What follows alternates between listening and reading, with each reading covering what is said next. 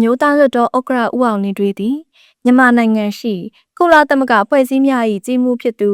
ကုလသမဂ္ဂယာယီဌာနေညှိနှိုင်းရေးမှူးနှင့်လူသားချင်းစာနာထောက်ထားမှုဆိုင်ရာယာယီညှိနှိုင်းရေးမှူး Miss Gwen Lewis အားယနေ့မွန်းလယ်ပိုင်းတွင်နေပြည်တော်ရှိလွှတ်တော်အဆောက်အုံအမျိုးသားလွှတ်တော်ဆောင်ဧကမ်းမ၌လက်ခံတွေ့ဆုံခဲ့ပါသည်။တွေ့ဆုံစဉ်ပြည်သူများထံလူသားချင်းစာနာမှုအကူအညီများထိရောက်စွာရောက်ရှိစေရေးအတွက် UN လုပ်ငန်းများကိုတည်ဆဲဥပဒေလုပ်ထုံးလုပ်နည်းများနှင့်အညီလွှတ်တော်ဘက်မှပူးပေါင်းညှိနှိုင်းဆောင်ရွက်သွားမည့်အခြေအနေ